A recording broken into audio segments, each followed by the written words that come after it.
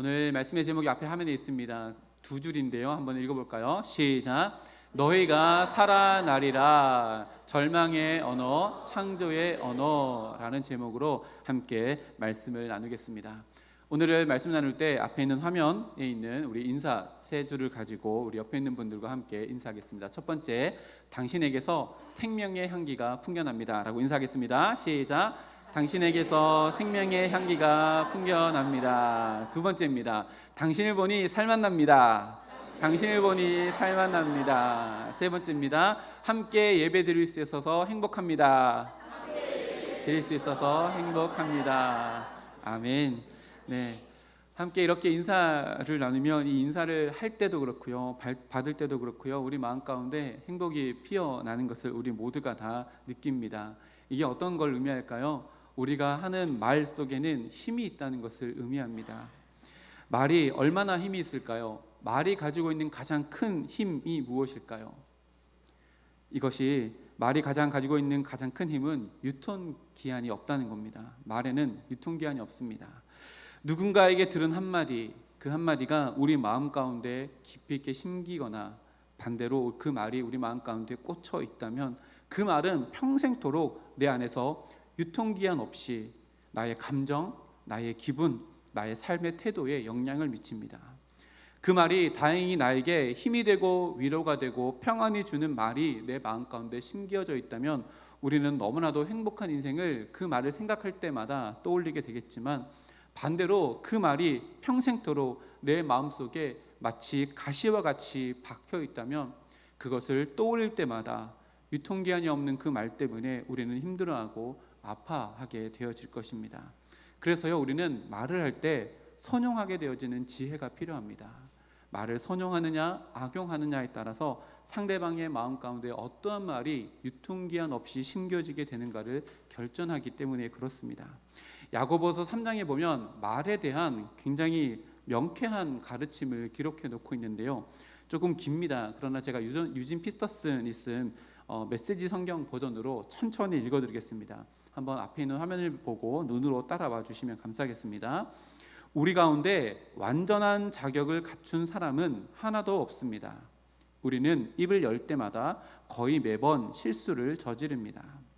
온전히 참된 말을 하는 사람을 만나면 여러분은 삶을 완벽하게 제어하는 완전한 사람을 보고 있는 것입니다.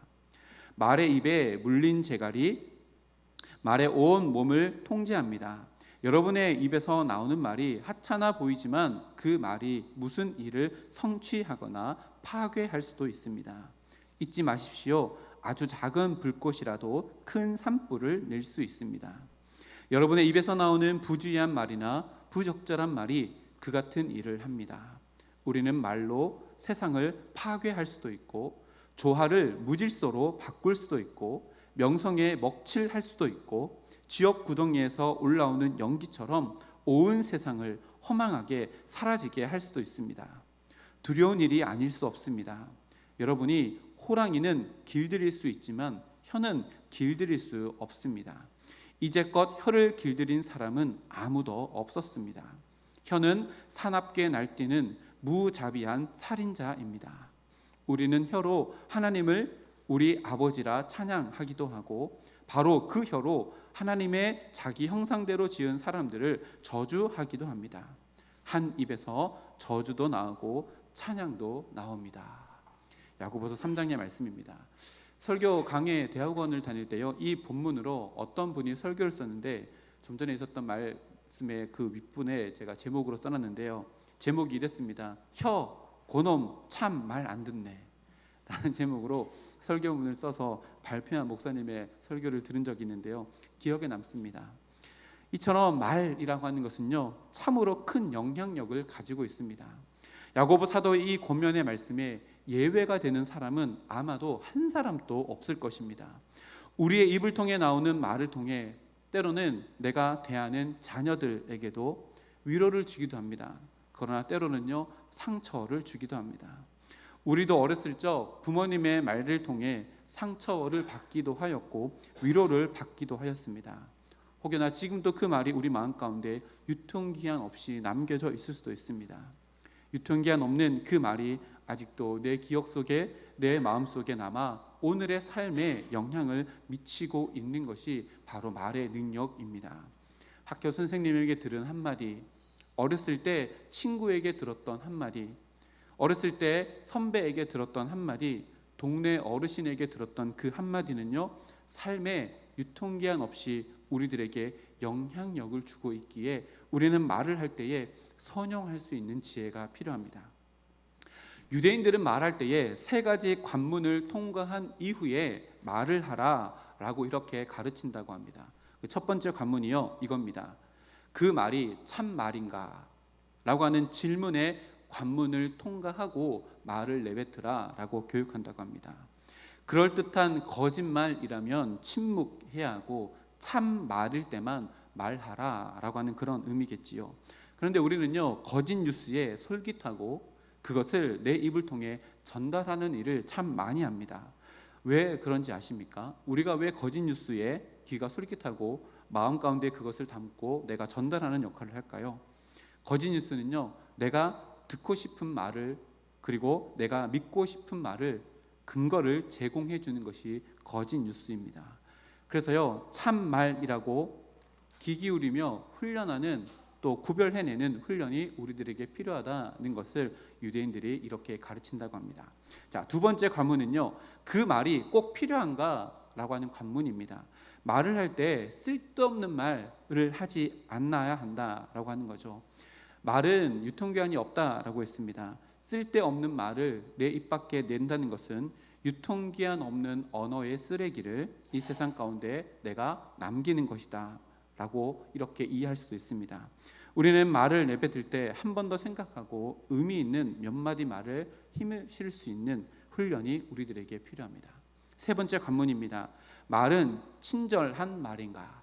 라는 관문입니다. 옳은 말이라도 친절, 배려, 사랑, 포용의 옷을 입지 아니하면 듣는 사람에게요, 옳은 말이라 할지라도 상처와 아픔을 줄 수 있습니다. 옳은 말을 지혜로운 방법으로 하지 않으면 어떻게 되어질까요? 여러분들 다 해보셨습니다. 이게 뭐냐면 잔소리입니다.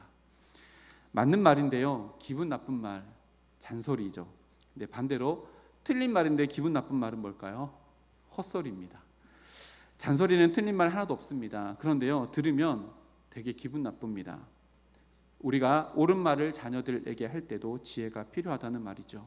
우리의 말에 친절과 배려, 사랑과 포용의 포장지를 잘 입혀서 그 말을 전달할 때 의미가 있다라고 유대인들이 이렇게 가르친다고 합니다. 이렇게 생각해 보면요, 말할 때마다 이 세 가지의 관문을 다 통과한다면 말하기가 너무 어렵잖아요. 한마디 말 내뱉는 것이 너무나도 힘듭니다. 그럼 입 닫고 살아야 할까? 그럴 수는 없는 일이지요. 말을 선용할 수 있는 지혜가 필요합니다. 그러면 어떻게 하면 좋을까요? 첫 번째는요, 말을 너무너무 잘하는 사람들의 말을 경청하면 됩니다. 우리는 성도입니다. 말씀에 능통한 분이 계십니다. 누구시죠? 하나님이십니다.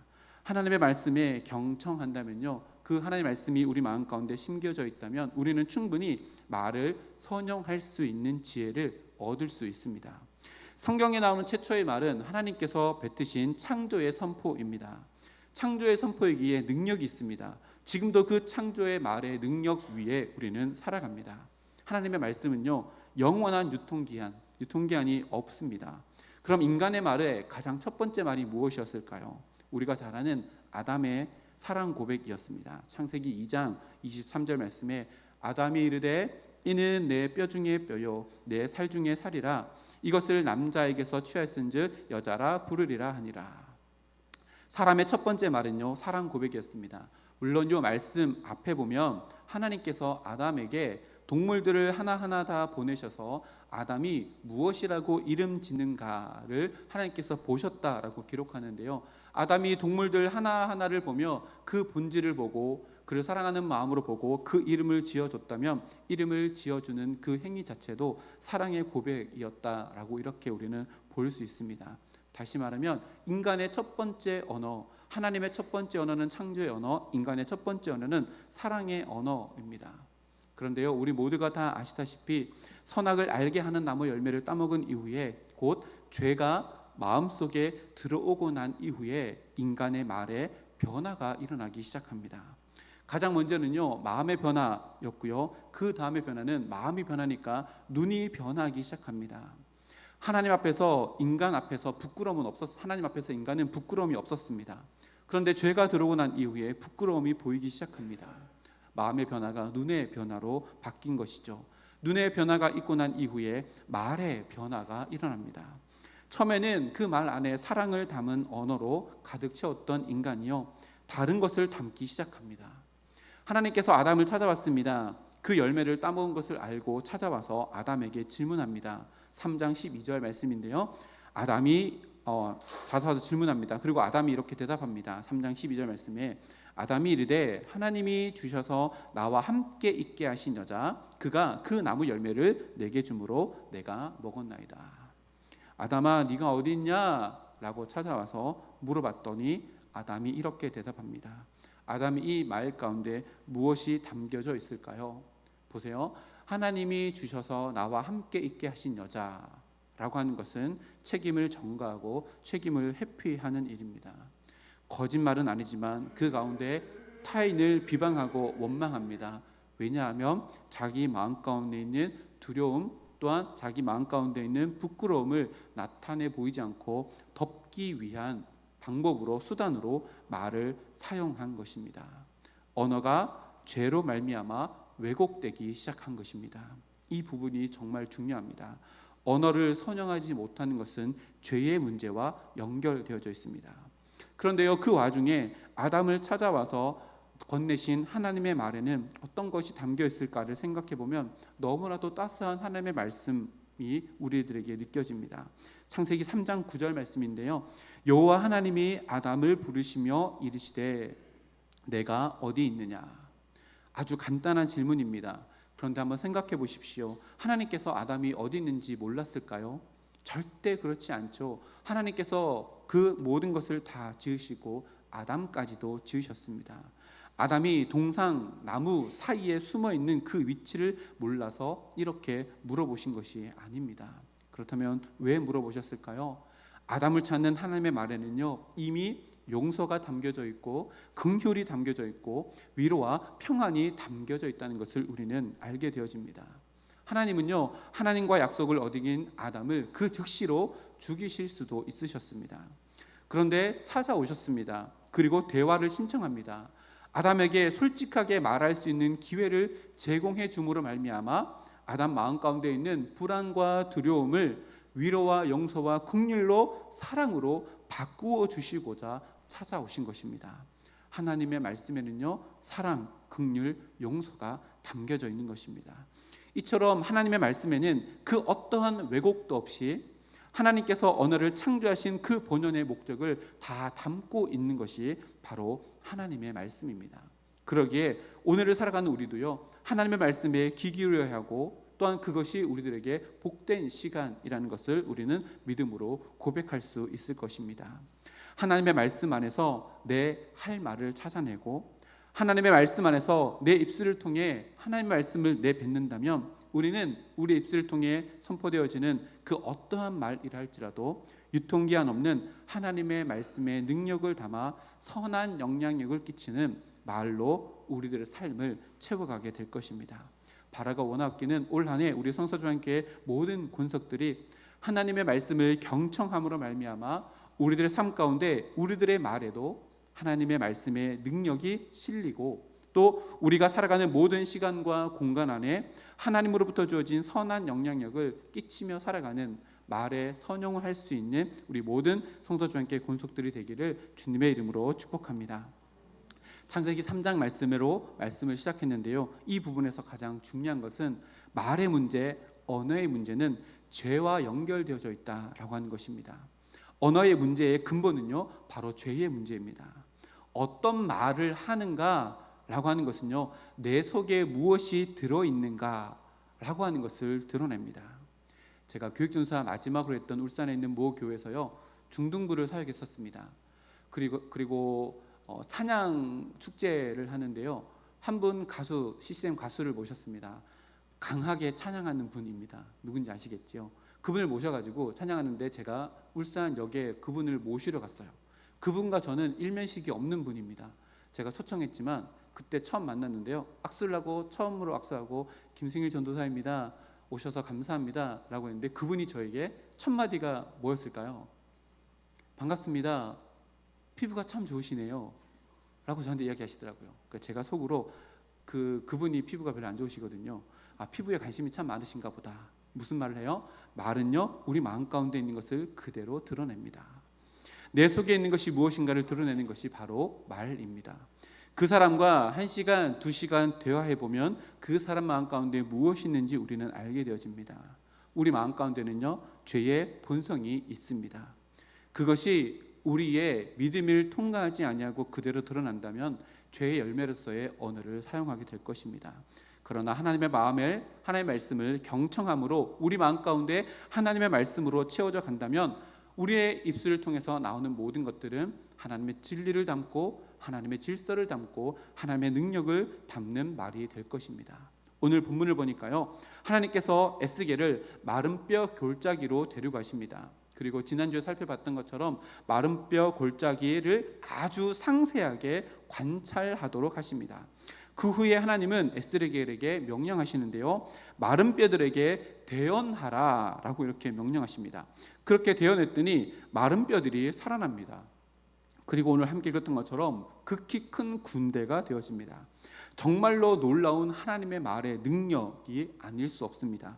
그런데요, 그 놀라운 환상을 다 보여주신 이후에 이 환상에 대해서 해석해 주시는 본문을 우리 함께 읽었는데요, 11절 말씀인데 우리 다 함께 앞에 화면을 보고 읽겠습니다. 시작. 또 내게 이르시되 인자야, 이 뼈들이 이스라엘 온 족속이라. 그들이 이르기를 우리의 뼈들이 말랐고 우리의 소망이 없어졌으니 우리는 다 멸절되었다 하느니라. 아멘.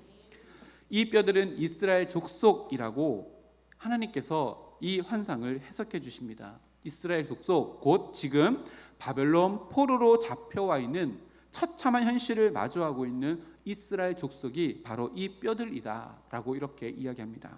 그런데 여기서 중요한 것은요, 그 눈에 보이는 현상이 중요한 것이 아니라 그곳에서, 그 현실 속에서 이스라엘의 말에 어떤 것을 담고 있느냐를 하나님께서 지적하십니다. 보세요. 그들이 이르기를, 다시 PPT를 한번 띄워주시면 좋겠습니다. 그들이 이르기를 우리의 뼈들이 말랐고 우리의 소망이 없어졌으니 우리는 다 멸절되었다 하느니라.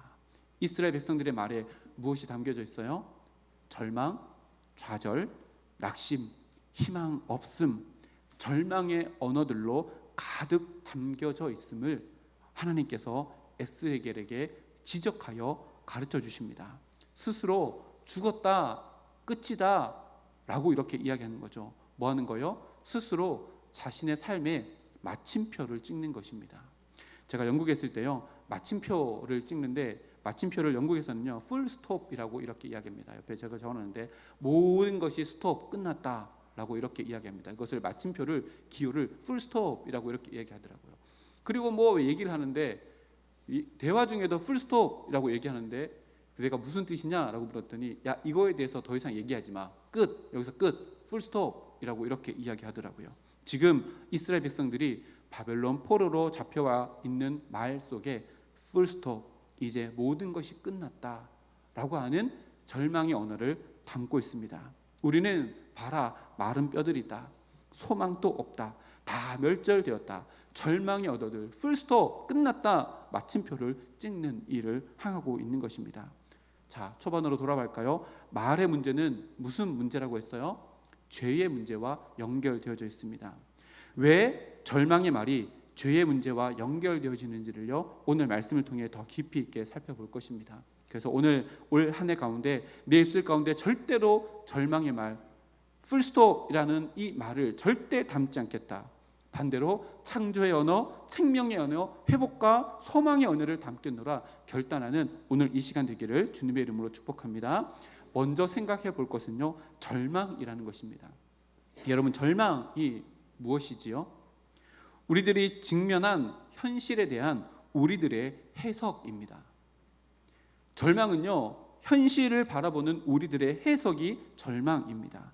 그래서 절망은요, 그 자체로도 하나님을 모욕하게 하는 것입니다. 왜 그럴까요? 우리가 우리의 현실을 평가하여 절망이라고, 우리의 인생에 우리 스스로 풀스톱, 마침표를 찍는 행위가 절망인데요, 우리들에게는 그럴 권한이 없습니다. 우리를 지명하여 부르신 하나님, 우리를 백성 삼으신 왕 되신 하나님만 그 모든 역사에 풀스톱, 마침표를 찍을 수 있는 분이기 때문에 그렇습니다. 그래서요, 내 인생 가운데 절망의 언어를 담고 내 인생 끝났어, 풀스톱, 마침표를 찍는 것은요, 하나님에 대한, 역사의 주관자 되시는 하나님에 대한 엄청나게 큰 모욕이며 죄악이라는 것을 우리 모두가 다 깨달을 수 있기를 소망합니다. 이 부분을요, 조금 더 상세하게 살펴보면요, 절망의 언어는 하나님의 이야기를 지워버리는 죄악입니다. 이게 무슨 말인가 하면요, 잘 보십시오. 절망의 언어, 풀스톱 찍어버리는 이 언어는 하나님의 이야기를 지워버리는 죄악인데요, 절망은 하나님께서 우리와 맺은 언약을 믿지 않는다는 죄악에서부터 나온 말인데요, 지금의 현실은 이스라엘 백성들이 바벨론 포로입니다. 진짜 끝난 것 같습니다. 그러나 끝나지 않는 이야기가 있습니다. 무엇일까요? 하나님의 영원 불변하신 이스라엘과 맺은 언약은, 그 회복의 역사는 아직 진행형이며 끝나지 않았다는 얘기입니다. 쉼표이지 풀스톱, 마침표가 아니란 이야기입니다. 생기가 불어올 때의 그 감격이 아직 그 이야기가 남아져 있고, 흩어져 있는 뼈들이 여기저기서 모여들어서 서로 연결되어지는 하나님의 은혜의 이야기가 아직 남겨져 있고, 그 뼈들이 뼈들로 남아있지 아니하고 힘줄이 붙고 살이 붙고 가죽이 덮여지는 활력이 넘쳐나는 그 역사의 얘기가 아직도 남겨져 있고, 생기가 불어와서 그들이 살아나고 일어나 서는데 극히 큰 군대가 되어지는 놀라운 희망의 이야기가 아직도 남겨져 있다는 말입니다. 그런데 이스라엘 백성들은요, 자기 스스로가 풀스톱, 끝났다, 마침표를 찍어버립니다. 하나님의 이야기를 지워버리는 거지요. 하나님의 이야기는 여전히 진행형인데 말입니다. 그런데 감히 우리가 다가오는 현실 가운데 마치 모든 것이 다 끝났다고, 절망이라고, 희망이라고는 하나도 보이지 않는 마른 뼈 골짜기라고 판단하고 절망 가운데 풀스톱, 끝났다, 마침표를 찍어버리는 것은요, 그 이후에 있는 하나님의 모든 회복의 역사를 다 지워버리는, 하나님의 이야기를 지워버리는 하나님을 모욕하는 이야기입니다. 하나님의 이야기는요, 하나님이 영원하시기에 마침표가 없습니다. 우리 인생도 마찬가지입니다. 올 한 해 마른 뼈와 같은 현실이 내 인생 가운데 찾아온다 할지라도, 아니 지금 내가 겪고 있는 현실이 마치 마른 뼈 골짜기 같은, 마치 끝나는 절망으로 평가되어야 할 만한 오늘의 하루의 삶이라 할지라도, 절대로 우리의 입술 가운데 풀스톱, 끝났다, 마침표를 찍지 않는 우리 모두가 되기를 소망합니다. 절망의 언어는요, 하나님의 이야기를 지워버리는, 하나님의 말씀을 모욕하는 죄악입니다.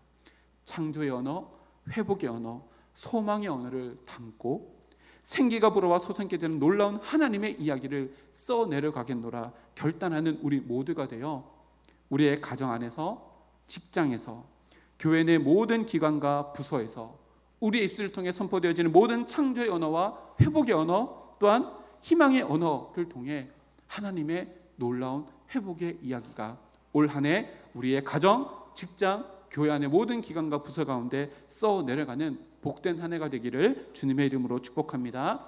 두 번째입니다. 절망의 언어는요, 하나님의 능력을 모욕하는 죄악입니다. 이스라엘 백성들이 스스로 풀스톱, 이제 마침표 찍고 우리는 가망 없어, 이제 우리는 끝이야 라고 절망하는 것은요, 그 상황을 역전시키시는 하나님의 전지전능하심을 무시하고 부정하는 죄악입니다. 앞의 역사로 돌아가 볼까요? 출애굽한 이스라엘 백성들이요, 광야 생활 가운데 초반에 약속의 땅에 들어갈 수 있는 기회를 얻었던 때가 있습니다. 며칠만 걸어가면 가나안 땅에 들어갈 수 있는 장소인 가데스 바네아에서 며칠만 걸어가면 이제 가나안 땅에 들어갈 수 있는 위치에 오게 되었습니다. 그곳에서 정탐꾼을 보냅니다. 그리고 40일 동안 아주 상세하게 그 땅을 정탐하고 오게끔 합니다. 40일이 지났습니다. 그들이 돌아왔습니다. 온 회중들을 모아놓고 보고회를 합니다. 여호수아와 갈렙을 제외한 나머지 10명의 정탐꾼들이 보고하는데 그들의 말 안에 하나님의 능력을 무시한 채 절망의 언어들로 가득한 보고를 이스라엘 백성들에게 보고합니다. 민수기 13장 33절 말씀에요. 거기서 네피림 후손인 아낙 자손의 거인들을 보았나니 우리는 스스로 보기에도 메뚜기 같으니 그들이 보기에도 그와 같았을 것이니라. 무슨 얘기예요? 이스라엘 백성들이 마른 뼈 골짜기에서 했던 이야기가 똑같습니다. 스스로 현재 상황을 판단하여서 절망이라고 판단하고 뭐 한 거예요? 풀스톱, 마침표를 딱 찍는 이야기입니다. 하나님의 선택하심을 받았습니다. 출애굽할 때요 10가지 재앙이라는 놀라운 기적을 경험하고 그곳을 떠나왔습니다. 떠나오자마자 홍해가 가로막았지만 그것을 마른 땅처럼 여시는 하나님의 기적을 보고 그 땅 가운데 걸어왔습니다. 매일 아침 기적의 양식인 만나를 먹으면서도 지금 하나님의 능력을 무시하며 우리는 스스로 메뚜기다, 그냥 한번 밟으면 없어져 버리는 메뚜기다, 우리는 이곳에서 풀스톱, 모든 것이 다 끝났다라고 하는 절망의 언어를 사용하는 모습을 정탐꾼들이 보여줍니다. 이것이 하나님이 능력을 무시하고 능력하는 행위가 아니겠습니까? 이처럼 절망의 언어는요 하나님의 모든 은혜의 수단을 무용지물로 만들어버리는 어마어마한 죄의 잔해들입니다. 그래서요 하나님은 그렇게 하나님의 모든 능력과 은혜의 수단을 다 막아버리는 절망의 언어를 사용하는 출애굽한 자손들에게 이렇게 말씀하셨습니다. 민수기 14장 28절에서 30절 말씀입니다. 앞에 화면에 있습니다. 제가 천천히 읽어드리겠습니다. 그들에게 이르기를 여호와의 말씀에 내 삶을 두고 맹세하노라. 너희 말이 내 귀에 들린 대로 내가 너에게 행하리니 너희 시체가 이 광야에 엎드려질 것이라. 너희 중에서 20세 이상으로서 계수된 자 곧 나를 원망한 자 전부가 여분네 아들 갈렙과 눈의 아들 여호수아 외에는 내가 맹세하여 너희에게 살게 하리라 한 땅에 결탄코 들어가지 못하리라. 28절 말씀에요. 너희 말이 뭐예요? 절망의 언어, 스스로 메뚜기라고 풀스톱 마침표를 찍어버리는 너희 말이 하나님의 귀에 들린 대로 내가 너에게 행하리라. 그래서 29절 30절에 무서운 하나님의 징벌을 그들이 감당해야 했습니다. 제가 성경 파노라마 강사인데요, 성경 파노라마 교육을 받을 때 요거를 어떤 목사님이 계산을 하셨어요.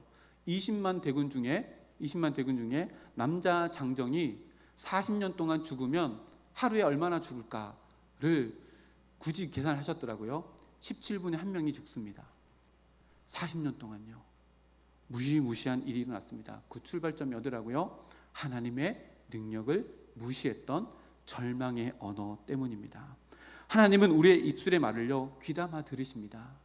시편 139편을 보십시오. 하나님은 우리의 말의 모든 것들을 다 알고 계십니다. 우리의 말이 하나님의 능력을 의지하며 신뢰하고 있는지, 아니면 스스로 못한다고 안 된다고 절망하며 스스로 인생 가운데 풀스톱 마침표를 찍어버리며 모든 것을 손 놓아버리는 그 말로 오늘 하루를 살아가는지 하나님은 우리의 말을 귀담아 들으십니다. 그리고요 우리의 말이 하나님의 귀에 들린 대로 행하시겠다라고 성경 말씀 가운데 우리들에게 이야기합니다. 에스겔은요 마른 뼈들 앞에서도 하나님의 능력을 인정하는 긍정의 말을 담았고 창조의 말을 담았으며 하나님의 주권, 하나님의 능력을 인정하는 말을 담았습니다. 하나님은 에스겔에게 이런 질문을 던졌습니다. 3장 3절 상반절인데요. 이 뼈들이 능히 살 수 있겠느냐? 여러분 생각해 보십시오. 마른 뼈 골짜기를 도착했습니다. 하나님께서요 더 상세하게 보여주시려고 마른 뼈 골짜기 사방을 샅샅이 다 볼 수 있도록 보여주십니다. 그리고 지금 이 질문을 던집니다. 에스겔아, 이 뼈들이 살 수 있겠니? 여러분 어떻게 대답할까요? 에스겔은 3절 하반절에 앞에 있는 화면에 있습니다. 이렇게 대답했습니다. 한번 읽어볼까요? 시작. 내가 대답하되 주 여호와여 주께서 아시나이다. 아멘. 정말로 지혜로운 말로 하나님께 대답합니다. 에스겔 이 말, 주 여호와께서 아시나이다. 이 말에 무엇이 담겨져 있어요?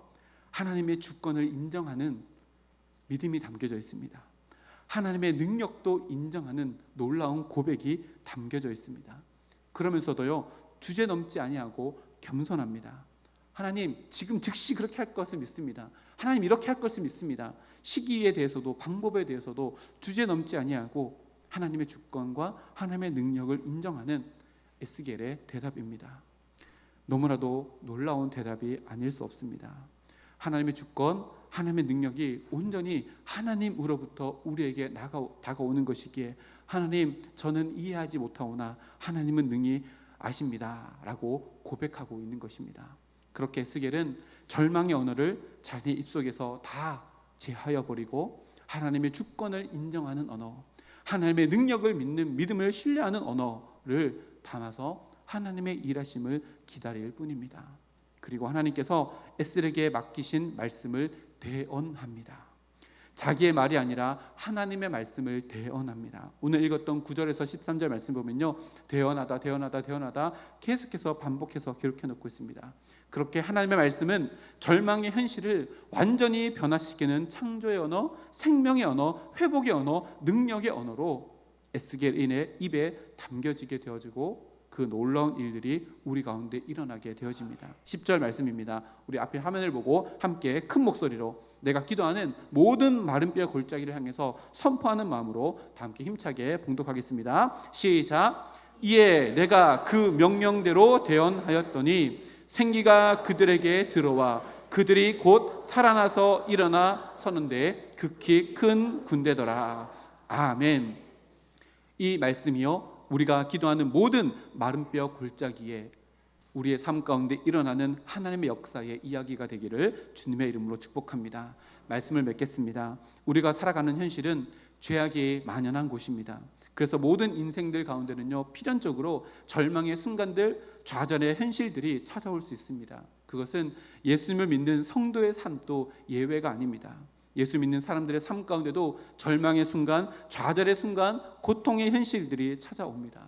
그러나 우리가 천지를 창조하신 하나님의 부르심을 받은 백성이라면 그 모든 절망의 현실 가운데 우리 스스로 그 현실을 판단하여 절망이라고 판단하고 풀스톱 마침표를 찍을 것이 아니라 하나님, 지금 또 하나님의 이야기는 진행형입니다. 그러니 내 입술 가운데 창조의 언어, 생명의 언어, 회복의 언어를 담아 하나님의 능력, 하나님의 살아계심을 경험하기를 소망합니다. 올 한 해 동안 기도하며 결단하며 살아계신 하나님의 회복의 역사, 하나님의 능력을 무한히 체험하는 우리 모두가 되기를 주님의 이름으로 축복합니다.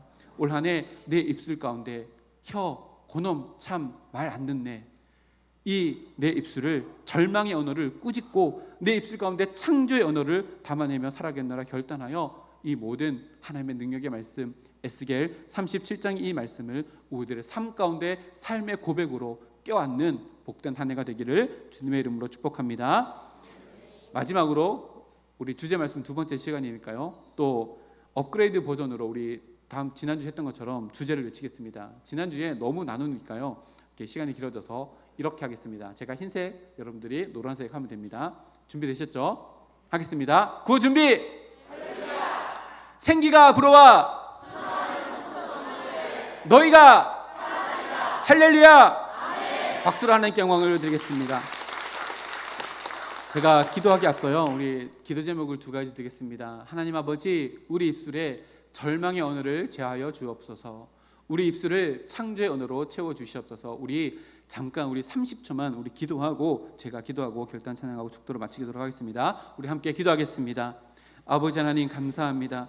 오늘 이 시간 말씀의 능력을 오늘 말씀을 통해 깨닫게 하심을 감사드립니다. 하나님, 이 언어의 문제가 죄악의 문제임을 오늘 말씀을 통해 깨달았사오니 하나님, 우리 마음 가운데 하나님의 말씀을 담음으로 말미암아 우리 입술 가운데 나오는 모든 언어들이 현실을 절망으로 판단하고 풀스톱 마지막 마침표를 찍는 우리의 언어가 아니라 하나님, 하나님의 창조 회복의 이야기는 아직도 진행형이며 내 삶 가운데 이루어질 것을 믿고 창조의 언어, 회복의 언어로 우리의 입술 가운데 가득 채워 하나님 역사를 우리 삶 가운데 경험하기를 소망합니다. 결단하는 우리 모두가 되어 올 한 해 에스겔 37장의 이 말씀이 우리들의 삶의 간증이 되어지는 말씀이 되어질 수 있도록 주여 함께 하여 주시옵소서.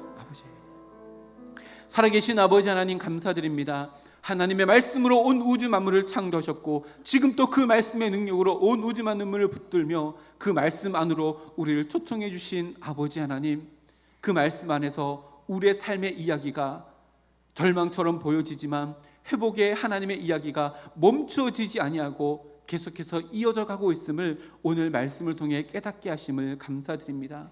또한 이 언어의 문제가 그저 내 성량, 내 개성의 문제가 아니라 죄악의 문제와 연결되어져 있다는 것을 오늘 말씀을 통해 깨달았사오니 하나님, 내 마음 가운데 하나님의 생명의 말씀, 창조의 능력이 있는 이 말씀을 내 마음 가운데 풍성히 채워나가는 한 해가 될 수 있도록 주여 도와주셔서 내 입술 가운데 절망의 언어에는 풀스톱을 찍고 생명의 언어에는 날마다 하나님의 역사심을 간구할 수 있는 저희들의 삶이 될 수 있도록 주여 인도하여 주시옵소서. 그래서 에스겔 37장의 이 놀라운 기적의 말씀이 내 삶 가운데 나의 간증이 되어지는 말씀이 되어질 수 있도록 주여 도와주셔서 올 한 해 간증이 더 많이 일어나는 우리 성서와 함께 모든 인생들 되어질 수 있도록 함께 하여 주시옵소서. 가정마다 회복의 이야기가 일어날 수 있도록 인도하여 주시옵소서. 우리의 직장과 삶의 터전 가운데 하나님의 회복의 이야기가 멈추어지지 않도록 은혜 더하여 주시옵소서. 우리 성서 중앙교회 모든 부서와 기관들 가운데도 회복의 역사, 창조의 역사, 소망의 역사가 다시 한번 일어나 이 대구 땅, 저 북녘 땅까지, 온 세계 열방까지 하나님의 복음을 증거하는 우리 교회 되어질 수 있도록 함께 하여 주시옵소서. 모든 것 감사드리며 예수님의 이름으로 기도드립니다.